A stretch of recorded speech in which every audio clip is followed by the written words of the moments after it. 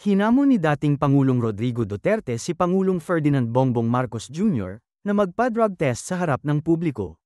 Sa pahayag ni Duterte sa isang press briefing sa Davao City, sinabi nito na maaari silang sabay magpa-drug test ni Marcos sa pamamagitan ng pagkuha ng dugo sa isang independent entity o doktor at maaari itong gawin sa Luneta Park. Ibinunyag din ni Duterte na isang cabinet official din umano ang gumagamit ng cocaine kasama ni Marcos. Nauna nang itinanggi ng Philippine Drug Enforcement Agency, PDEA, na nasa drug watchlist nila si Pangulong Marcos kahit noong unang itinatag pa ang ahensya.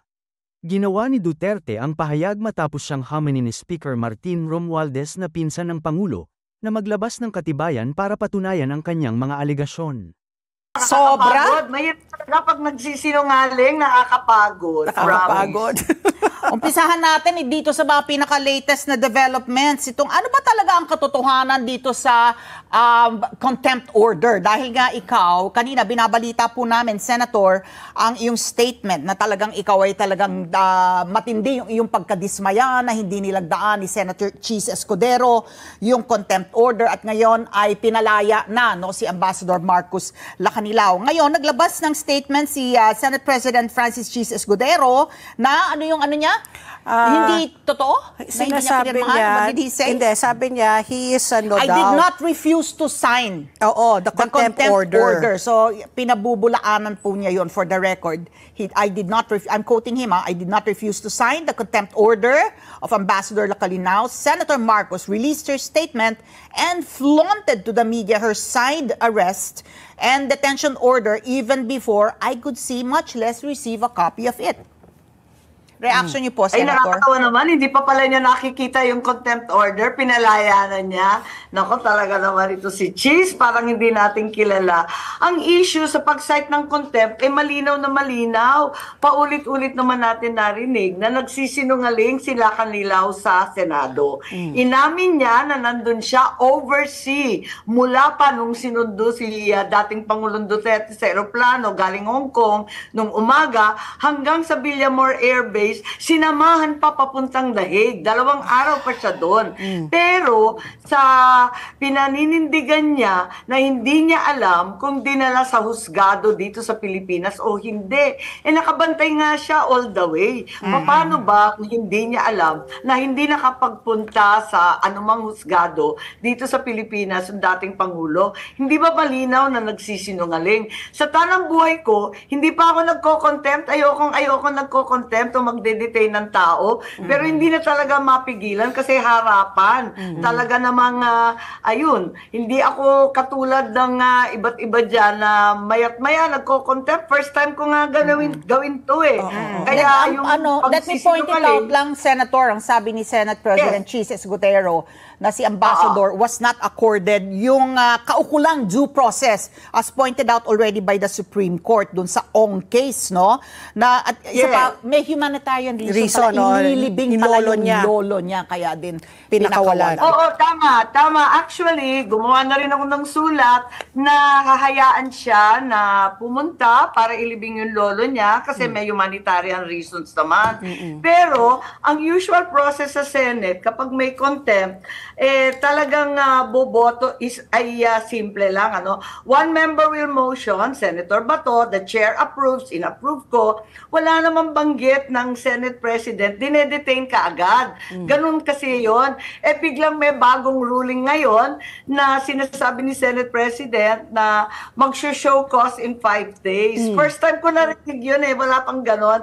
Kasi mamamodify lang ang contempt kung may majority of members within the next 7 days. Yun ang rule. Itong show cause, first time nabanggit. Nagulat nga ako Talaga naman ito si Cheese, parang hindi natin kilala. Oo. So, Senator Amy, what happens now po?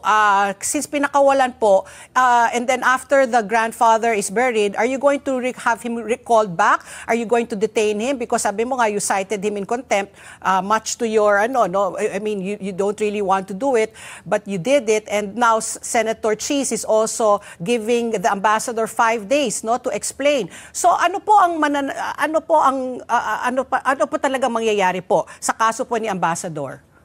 Di ko maintindihan si SP Cheese. Bago nga kasi yung show ko Oh. So hindi ko alam kung anong mangyayari. Kasi first time ko narinig yan. Kung i-reverse yan, dapat majority of the members boboto. Wala naman kami sa session ngayon. Saan na maghahagilap nung members. At saka within 7 days, yung show cost, bagong sistema yan. Hindi ko pa naririnig. At nagugulat ako paano nag-release ng detainee. Hindi pa nangyayari yan At ang magre-release dapat yung committee chairman din kasi yung mga order talaga sa chairman.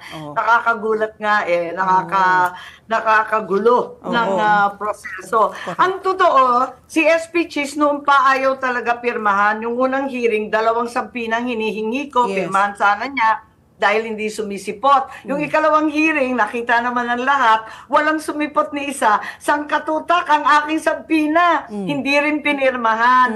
Tapos nakiusap siya sa Malacanang, sa ES, biglang pinagbigyan kami ng 10 witnesses. Pumayag na ako sa 10 witnesses, at least matuloy lang. Tapos pinaltan din yung date. Pumayag na rin ako, matuloy lang. Pinagbibigyan ko ng pinagbibigyan, pero labis naman yung pinalaya, yung na-detain. Hahayaan naman pumunta sa libing. Wala naman problema yun. Okay. Mukha yatang Supreme Court. Yung I think this is a Farmally case, di ba? Which one? Si Ong. Itong the one that's the ruling that Senate President Cheese Escudero. Cited. Kasi sinasabi niya ayon kay Chief Justice Alexander Gesmundo dito sa Ong case. So yun yun ang hugot ng Having said that, Senator Amy, going on to my next question. Parang iba naman yung sitwasyon ng Ong case at wala naman show cause, panibagong sistema yon. At talagang ang alam ko, yung majority of the members, contempt kasi is an option given to the committee. Tapos pipirma yung Senate President. Hindi ko naman binida yung contempt order. Pinakita ko lamang nung tinatanong na kung bakit pinalaya. Yung pala, hindi pa niya nakikita yung contempt order, pinalaya na niya kaagad. Pambihira naman talaga. Iba na ang malakas. Senator, ewan ko, i-review mo lang yung hearing mo kahapon, because I was telling Pat P kanina na parang naulinigan ko si Ambassador Lacanilaw na ang logic niya was, wala si former president within his sight, the whole time that he was saying that there was a time na he was somewhere else for a meeting. Parang yun ang intindi ko sa kanya. Kaya niya sinasabi na hindi ko alam if there was a time that he wasn't around the former president para maidala ito sa korte. Kailanman hindi niya binitawan kasi yung tasking niya talagang manatili ron. Ang sabi lang niya, pumunta siya sa likod o kung saan siya pumunta, pero hindi siya talaga umalis ng Villamor o ng airport. So you would have known, di ba, kung lumabas ng Villamor, di ba? Oo naman, obvious ba? Naku, talaga naman. Kaya nga, nakakapikon na, kahit ayoko, binalikan ko pa Hininto ko muna kasi nakita ko, heavy coaching na sila. Kinukonsulta yung abogado. Sabi ko, hayaan na muna natin, bato. Kinausap muna namin si General Torre, si Prosecutor Fadulion. Binalikan ko na lang, baka sakali, tama na yung sagot by then. Hindi pa rin talaga umaamin na alam niya na hindi talaga dinala sa husgado. Ba't siya pumirma ng ganon? Talagang napakahirap kapag harap-harapan, binubola ka. Oo. Senator Amy, ito, I came across this news item from the Rappler regarding an internal memo supposedly made by DOJ that you presented, and it turns out to be fake and manufactured. Is this true? Ay, tinanong ko naman talaga sa kanila yan kasi hindi nakapirma. Hindi nakapirma. Sabi ko, totoo ba to? Totoo ba to? Tinatanong ko nga kasi hindi nakapirma Talaga naman, hindi naman importante in the first place. At saka nakakatawa kasi sabi nila manufactured, pero yung head ng task force, yung pangalan doon, sabi naman ni prosecutor, tama po yun. At saka tama yung 60-day extension. Nakakatawa nga kasi sabi pinagbubulaanan, pero on the other hand, kino-confirm naman yung contents. So the memo was fake but the substance happened. Kumbaga parang ganon. Hindi ko I'm trying to Hindi ko alam eh. Anyway, sabi ko, hindi naman importante. Tante. Tinatanong ko lang kung talaga ito yung report ng task force ninyo. Oo, Tinanong ko, ito ba yung report ng task force ninyo pagkat hindi nga pirmado? Tinatanong ko, tapos sabi lang, manufactured, peke raw. Pero tuloy-tuloy niya sinabi na yung linalaman, tama. Kaya medyo nakakatawa. Pero hindi naman masyadong mahalaga yun. Yun lang naman yung update tungkol sa task force nila. Pero hindi naman mapagkaila na may memo number 778 na inilabas nung Nobyembre na nakaraang taon na nagkumpuni na sila ng task force para imbestigahan. Kaya hindi pwedeng pilitin ni SOJ na nalaman lang nila yung tungkol sa aresto ng biglaan nung March 11. Hindi totoo yun. May task force na, may kung ano-anong Quadcom na, may Senate Blue Ribbon, dumating na yung mga ICC personnel nung October. Lahat hindi nila alam, nakakatawa naman sila. For the sake Kaya of naman yung discussion, Senator, ang ano naman nila is, ilang binabalita kasi namin dito na talagang ang stand po ng pamahalaan, ito, for the sake of discussion, is Yes. hindi nila haharangan. 'Di ba? Pero hindi sila tutulong. Hindi So sila yun pa rin ang assist. pinanindigan nila, hindi kami tumulong. Pero hindi we are not going to stop them from coming into the country and doing what they need to do to investigate, but we will not cooperate. Which isn't it that what they did? Ang palagay ko iba ang nangyari dahil sa umpisa talagang tindi ang pagpipilit ng ating Pangulo Bongbong na talagang hindi ko-cooperate, hindi papapasukin, hindi tutulong.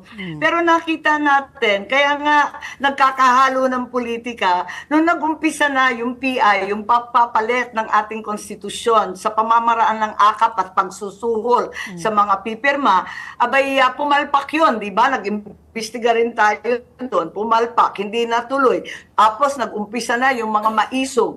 Ayan, nung Abril at Mayo, mainit na yung mga maisog, pati Pebrero. Abay, agad-agad, ayan na, meron ng brief yung DOJ tungkol sa pagbabalik sa ICC, tungkol sa pag-aaresto kay Presidente Duterte. So nakita natin, nagbago talaga yung isipan nila by May. At may kinalaman mahirap isipin na hindi politika yung nangyari. Nung nagkumpuni sila by May, by June, nag-resign si VP. Tuloy-tuloy yung timeline Tapos nakita natin, nag-umpay confidential funds, yung investigasyon ng Quadcom. Pagkatapos nung October, nagdatingan na yung ICC.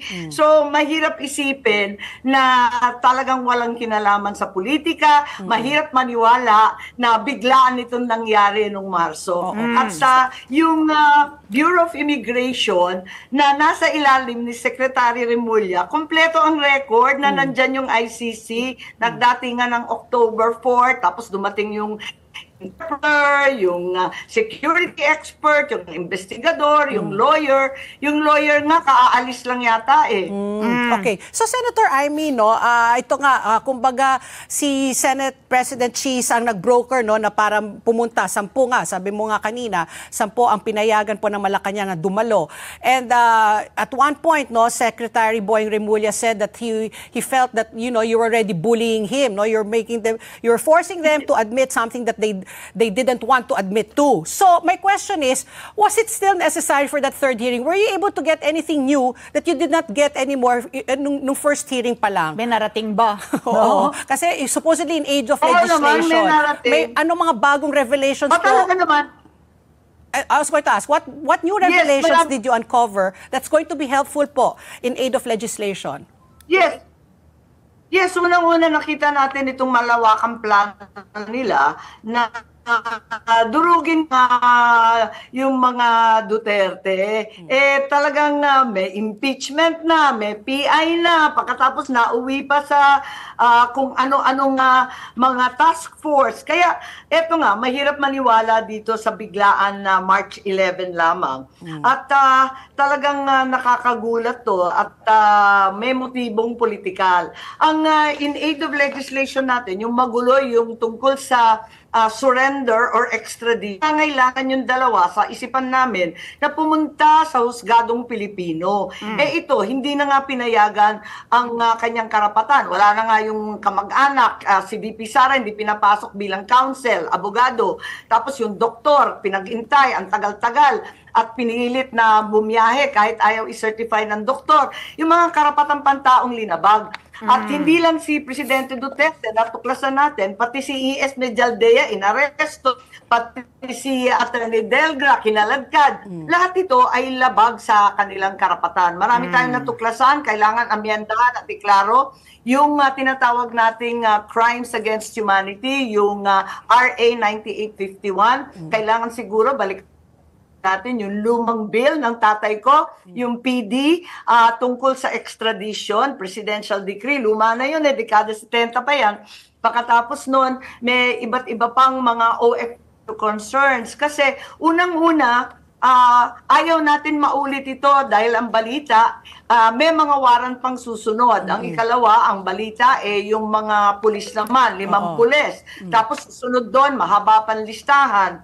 At tulad ng sinabi ko, yung mga OFW, higit sa 1,000 ang nakakulong sa iba't ibang sulok ng daigdig. Nanganganib sila at natatakot na hindi na sila makakauwi.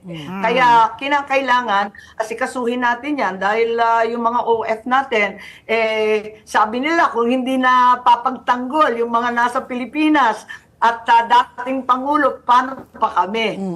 Okay. Ito ilalat, medyo mahaba lang yung latag ng aking susunod na tanong sa iyo, Senator. Dahil nandoon si former Supreme Court Associate Justice Adolph Ascuna na pinaliwanag nga niya yung arrest warrant from the ICC, legal. Bagamat yung pagsuko, yung surrender to the ICC was illegal. And dahil nga, ang sinasabi niya, merong violations, no? Yung violations allegedly committed by the government, kasama na po dyan yung tinatawag na extrajudicial rendition. Dahil nga, itong si former President Duterte, hindi iprinisinta, hindi dinala sa isang local court before he was handed over to the ICC. Eto, parang kahapon naging mainit kasi dun sa tanong na sino ba nag-utos? Sino ba nag-utos? And that was when they yung talagang invoked their executive privilege dahil ito na po yung punto na sino ba ang parang nag-utos, no? Na from you nga parang bakit nagmamadali kayo na isakay sa eroplano at dalin sa Hague? Ang tanong natin, pananagutin ba? Sino ang pananagutin? Will you take the initiative if the order came from the Commander-in-Chief of the PNP and the AFP, walang iba kundi ang kapatid mo, si Pangulong Bongbong Marcos? Yan ang dapat tignan natin ng maigi kasi nga ayaw talaga nila mabuko yung katotohanan. Kung ano-anong sinasabi, binubuli ko daw si Secretary Remulla. Kaya ko ba ibuli yun? Hindi nga ako madinig. Ang lakas-lakas ng boses. Nakaka-nervyos. Pero yung sinasabi ni Justice Ascuna na extraordinary rendition, sa pangkaraniwang salita, kidnap ang sinasabi niya. Illegal. Kidnap dahil dapat dinala nga sa husgadong Pilipino. Naku talaga naman. Kaya nung tinatanong namin sino nag-utos, dahil sinasabi ni General Torre, ang nag-utos sa kanya, si General Marbil, yung Chief PNP, nung tinatanong namin si Chief PNP, sabi naman niya, hindi daw niya alam. Tapos biglang si Secretary Boying, sabi niya, o sige, ako na lang nagsabi. Indian ko yung kapatid ko sa DILG at inutusan yung PNP. Naguguluhan kami, pinipilit namin, sabi executive privilege, ay hindi namin maintindihan. Nagtitinginan kami, pinagbigyan na namin, ayoko nang maging makulit, dinidiin, sasabihin pang binubuli siya, nakakatawa naman. So, Senator Amy, ito nga, you had Associate Justice Adolfo Ascuna there in the panel yesterday, but also I heard Secretary Boying Remulla saying na nasa Supreme Court na, hayaan na natin ang Supreme Court na mag-decide. Are you content with sabi niya, that? walang paikot-ikot lang tayo dito. Endlessly. Hayaan na natin ang Korte Oo, yun Suprema talagang, oo. na magdesisyon. Are you content with that? Or talagang you're going to be firm na talagang may linabag? Mali talaga po. Maski na po ang Korte Suprema po ay hindi pa naglalabas ng kanilang desisyon. Well, nakita natin, pinag-aralan natin maigi yung 4 na kaso na kinonsolidate ng ating Korte Suprema at iniiwasan kong maigi. Kaya nga yung tinatanong ko, yung ibang tao, hindi naman sakop ng Korte Suprema, hindi sakop ng 4 na kaso. Yung tungkol sa pag-aresto kay E.S. Medialdea, halimbawa, yung pagkaladkad kay Attorney Delga, wala naman doon sa mga kaso tungkol sa habeas corpus. Kaya nagtataka ako bakit ayaw nilang sagutin ng maayos at wala naman doon yung tungkol sa ICC. Hindi rin sakop ng habeas corpus itong tungkol sa eroplano. Kaya nagtataka ako bakit iniiwasan ng iniiwasan. Wala naman doon, hindi naman linoloob ng iba't ibang mga kaso. Kaya sa bandang huli, hindi na pinag-usapan yung sub judice, yung nasa korte, kundi yung pinag-usapan yung executive privilege. At sa bandang huli, pinagbigyan ko na kasi sabi naman ni Secretary Boying, inutusan na lang daw niya yung kapatid niya. O di sige, kayong dalawa. At lampas nun, hindi na pwedeng magtanong dahil executive privilege na raw. Kahit pinagpipilitan ko, tapos na to. Hindi na executive privilege, wala na siyang relevance dahil natapos na Talagang tinangay na si Presidente Duterte sa Hague. Yun. Inaalam ko kasi nga, ito ay may relevance pa sa ating mga batas na kinakailangan paltan kung dapat amyendahan at may kinalaman rin to sa mga susunod na warrant. Hindi ito ang kahuli-hulihang warrant galing sa ICC. Yung pong panawagan kasi, maigting na mapauwi ang dating Pangulo sa Pilipinas dahil nga kung illegal siyang dinala doon, ay pauwiin dito also because of his age already. Pero binanggit din niya former Associate Justice Ascuna yung prinsipyo nga ng male captus bene detentus. Ibig sabihin kahit illegal yung pagkakaaresto, maaring legal pa rin yung detention doon sa ICC. Hindi otomatiko na illegal yung pagkakaaresto at kailangan pakawalan yung akusado. Dahil daw yung danyos na nilikha ng international justice, sa international justice, nang hindi po nahuhuli yung mga akusado ay malalang paglabag sa international humanitarian law na talagang mas mataas daw yung injury na yon kesa doon sa nalabag yung soberanya ng isang estado by a limited intrusion in its territory. Ano po ang masasabi niyo doon sa prinsipyo na yon? In application to our instant case.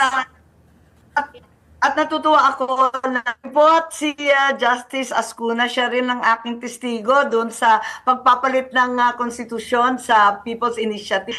Nung unang hearing, ayaw niya pumunta, pero pagkatapos nun, di rin natiis, talagang pumunta. Tuwan-tuwa ako dahil nandyan siya. Subalit ang maliwanag para sa akin, kung legal sa ICC, papayag ba tayo? Kasi siya mismo nagsabi na extraordinary rendition o di kaya kidnap ang ginawa.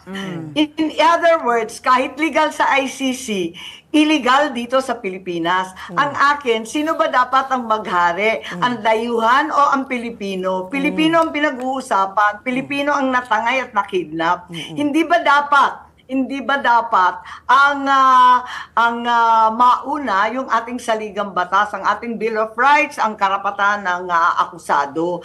Dapat ang batas ng Pilipinas ang mauna. Bakit tayo sumasa ilalim sa iba't ibang batas katulad ng ICC samantalang labag sa ating konstitusyon? Huwag naman tayo colonial mentality ng labis-labis. Pati yung batas natin ganyan. May nag-text nga sa akin, nakakatuwa. Ma'am, imported na ang bigas. Imported pa rin ang hustisya. Ano ba naman ito? Oo. So, Senator, naman, oo. andito sa ating batas, ang klaro, sabi ni Justice Ascuna, labag yan, extraordinary rendition o di kaya kidnap. Ganun pala bakit yung ICC ang susundan natin kahit labag na sa konstitusyon? Oo. So, Senator Amy, bilang huling katanungan ko po, meron ho pa bang fourth hearing or you're satisfied already with the outcome of yesterday, and will you be able already to draft, yun na nga, yung in aid of legislation based on the past 3 hearings? Well, si Senator Bato, si Senator Cayetano, si Senator Robin, gusto pa mag-hearing kasi nga wala nang nagsalita at lahat walang alam tungkol sa ICC personnel na nagsidati nga nung nakaraang taon, ang tagal-tagal pa rito, nasa lahat ng luxury hotels, naku, nagka-problema pa sa Forbes Park dahil nagkakalat sila doon. Pero walang nagsasabi. Sa bilyon-bilyon ginagasto sa Intel, wala raw sila naramdaman, wala raw sila nakita. In the meantime, nakakuha na yung ICC ng mga confidential documents galing sa East Avenue, Quezon City, nakakuha ng bank records, nakakuha ng police blotter, pambihira talaga. Ang problema ko, testigo. Kasi wala nga magsalita sa ICC, wala ring testigo na sumusulpot tungkol sa eroplano. So, paano ako magpo-fourth hearing kung ganyan? Tapos, ang Senate President pa natin, nako, talaga naman, inaakusahan ako ng kung ano-ano, nakakatuwa. Okay. So, let's see. Abangan natin kung may susunod pa at kung may sisipot pa po mula sa mga gabinet. Wala na. Yes, Pat, kasi problema, yung unang hearing, may dalawa akong sabpina, ayaw niyang pirmahan. Tapos yung ikalawang hearing, talagang walang sumipot. Sangkatutak ang aking sabpina, hindi rin pinirmahan. So, Senator, hindi nyo yung sinasabi niya na talagang para maiwasan ng constitutional crisis na itong dalawang sangay ng ating pamahalaan, ang ehekutibo on one hand at lehislatura on the other, ay talagang magkabanggaan dahil kapag pinang-contempt ninyo, lalo na kung siguro kung cabinet secretary yung ipapakontempt ninyo at ang sergeant at arms ng Senado ay hindi naman mapapatupad yung inyong arrest warrant para idetine sa Senado, sa PNP din pupunta yon to serve the arrest warrant for the contempt citation. So, para maiwasan ka nga po itong constitutional crisis, you don't buy that po na na kaya siya nag-mediate para maiwasan ito pong bangayan ng dalawang sangay ng ating pamahalaan. Bakit naman naaabot sa ganon? Unang-una, tuloy-tuloy naman ang aming pag-uusap at nakita naman natin ilang contempt order na ang linabas ng Senado, ng Kongreso, hindi naman nagkaganito na ipapalaya tapos biglang may show cause drama. Nagulat naman ako doon. Pero ang akin lamang, pinagbigyan ko naman, kaya nung hindi sumipot ng second hearing, kahit hindi pinirmahan yung sabpina, sige na lang, pinaltan yung date, sige, paltan na lang yung date, pinaltan yung oras, okay din, sinabi 10 lang yung testigo, sige, 10 na lang yung testigo, tiniis ko na lang, parang walang bangayan. Kaya nagulat ako, pinagbigyan ko naman lahat, itong contempt na si Senator Bato ang nag-move, binaliktad, pinalaya kagad. Ang sabi niya, hindi pa niya nababasa yung contempt, biglang pinalaya kagad. Saan ka naman nakarinig ng ganon? Nakakagulat naman. At saka yung show cause na yan, panibagong proseso yan. Kaya ayoko makipagbunuan kay Senate President, kilala naman natin siya, pero wala namang ganyanan. Kilala naman natin siya. Linawin natin yung show cause order para kay Ambassador. Ambassador, oo. Within 5 Marcos. days, explain why hindi naman hindi naman siya cabinet member. Sabi mo, dapat baka cabinet member magka-constitutional crisis. Malayo siya sa cabinet member. Parang meron pang hindi pa still, parang buhay pa yung may pag-asa pa na ma-cite in contempt kasi nga pinapagpaliwanag pa si Ambassador to show cause order. Paliwanag ka why you, 5 days, diba, within 5 days, kung bakit hindi, why you should not be cited in contempt. Meron, buhay pa naman yung mo. Pwede yung pa. contempt Hindi, citation mo. pero bagong procedure yon. Never heard ng show cause. Yung 5 Bago yan days sa show amin. cause. Nako, Pag may laging contempt- kulang ang panahon. Pag magkausap tayo, so magpapasalamat na kami kahit hindi mo sinagot yung aking isang tanong. Ano yung isang tanong mo? Sinabi ko Ah, na, kasi nga may paglabag. Alam mo ako, yung feeling ko na parang, brother mo yung president. Now, what if the order came from your brother? Well, ang problema, wala naman nagsasabi nung ganon, pero anuman ang findings, ilalabas ko. Andito na tayo, ilabas na natin ang katotohanan. Ang tama ay tama, ang mali, unfortunately, ano pang tumbling ang gawin mo, ay mali. And with that, kung lumabag sa batas, paparusahan, hindi tayo papayag na paulit-ulit na linalabag ang ating saligang batas, higit sa lahat. Ayan. Senator, Okay. with that, we'd like to thank you for joining us this morning and always being open to chatting with us. Maraming salamat. And hope you have a nice and restful weekend, Senator nga. Amy. You deserve Ano kaya it. blood pressure niya? Ayan nga, nakalimutan na yung kampanya. Ano ba to? Magpamasahe ka na. Di bale, you're getting all the TV mileage. Everybody's watching this serye. So, you don't need to go ahead more under this heat. Pwede na po yung mga hearings. Ay, nako, marami rin nagkagalit. Pero tiis-tiis, trabaho lang po. Kailangan talaga matuklasan natin ang totoo. Maraming salamat. Thank you very much, may Senator. PS ako. Kasi sabi ni si VP Sara Duterte, expressed willingness to attend your hearing. Papatawag mo ba sa susunod? Well, actually, kinumbida namin para harapin niya yung iba't ibang mga opisyal. Pero ang sabi niya, hindi daw siya pwede kasi kararating lang niya. At marami pa siyang meeting sa mga abogado, marami rin siyang kaso. Oo. Yun daw aatupagin muna at saka personal din yung mga anak niya maliliit. Hindi pa niya nakikita ng ilang linggo. So, inuna muna niya yun. So, tignan natin. Pero willing naman siya sana, kaya lang bagong dating nga. Okay. Thank you very Senator, much again, thank you. Senator Salamat Amy. po. Salamat. Maraming